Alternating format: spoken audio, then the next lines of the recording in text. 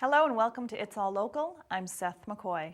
On May 11th, voters from the Norfolk, Bristol, and Middlesex district will go to the polls to elect a state senator to represent them at the State House to fill the seat previously held by United States Senator Scott Brown. The two candidates on the ballot, Representative Richard Ross, Republican from Wrentham, and Peter Smolowitz, Democrat from Needham, are here today to talk about the issues and ask you for your vote. Stay tuned to learn more about both candidates.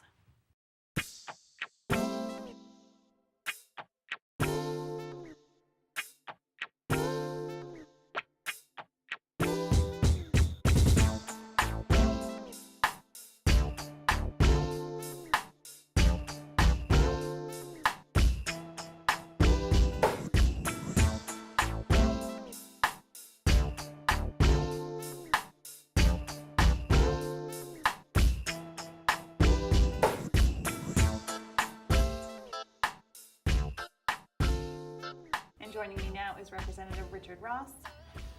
Representative, welcome to It's All Local. Thank you, Seth, and thanks for inviting me on your show. You're very welcome. We're about 2 weeks away from the special election to fill Scott Brown's seat. Why are you running to fill his seat? Well, I'm running because I've been very concerned over the years with big government, overtaxing, overspending, and the kinds of things that are jeopardized by doing that. I've long been involved with a whole lot of communities that are affected by the state budget and how we spend our money, and whether it's been senior citizens or the disabled or just folks trying to get transportation for their students in a local school system. We have regional school transportation down in our neck of the woods.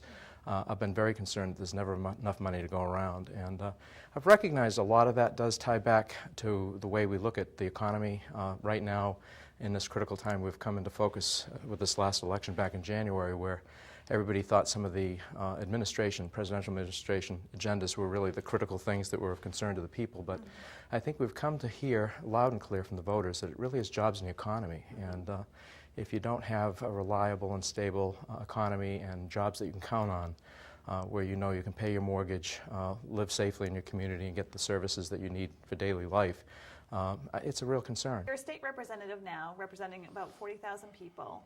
That district is different from the district you would be representing if you become the state senator. What qualifies you to move on from state representative to the state senate? Well, I'd like to believe that one of the things that qualifies you to move on is your investment in the people that you get to know.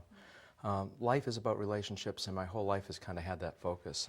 I kind of early on got sidetracked from going into politics to actually going into a family business, and for 30 years I had the privilege of running a local funeral home that serves 3 of the 6 communities that I represent. We're the only one down there. So literally we go into everybody's home, you get to know them heart to heart of who they are and what their concerns are. And I've found that that's been invaluable in understanding the needs of my district. When Senator Brown moved on from Wrentham years ago, I also ran to be on the Board of Selectmen, and during my tenure there, it was fighting for regional transportation for the seniors. It became a big issue for me. The senior population has always been really important to me, as well as the disabled population, because we have a developmental center there. So it's been around some of those issues that some of the legislative agendas that I had also grew.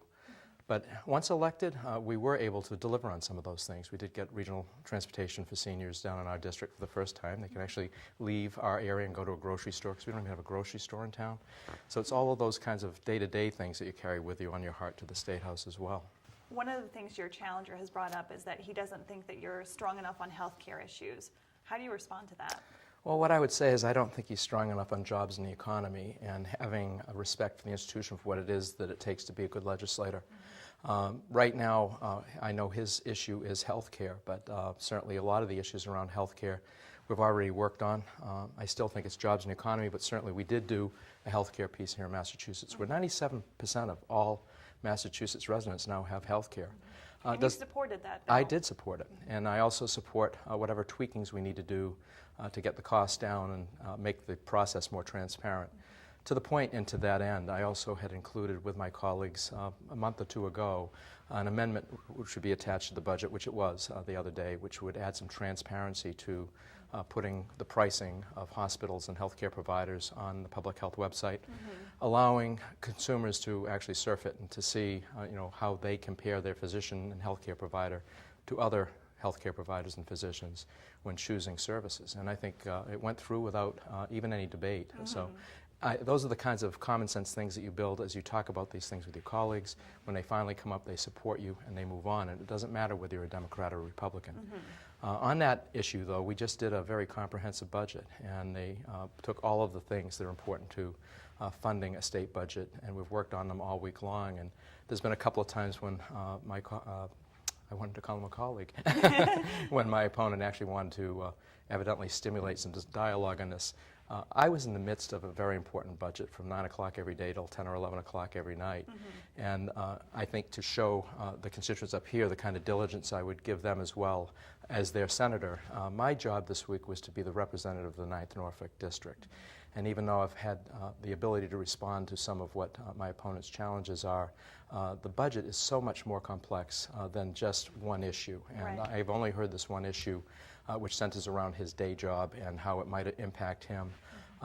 I don't do any legislation that functions around my day job. My focus has always been on the people I'm serving, whether in my funeral business or in my professional life as a legislator. It's the people that I represent that come first. If you're elected to the state senate, what will be your priorities moving forward? My priorities will be to create jobs and a stable economy here in Massachusetts.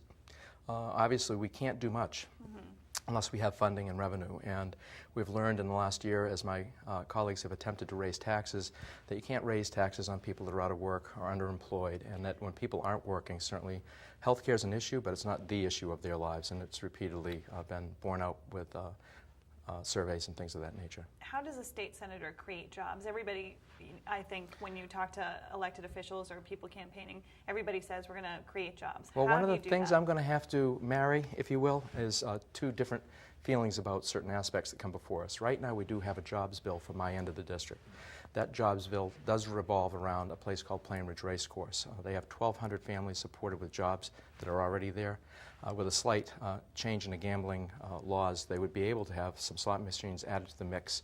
They're already accepted. They haven't created any detriment to the community, and it would create 600 new jobs. So for that end of the district, where the unemployment rate is 30% higher than the state average, right now, Plainville's unemployment rate is 12%, with a state average of around 9%. And jobs aren't turning around. And I know the chairman of Ways and Means actually asked me one day, he said, "Oh my God, where do you get this knowledge from?" And I said, "Well, I have my hand on the third rail. I still own a business."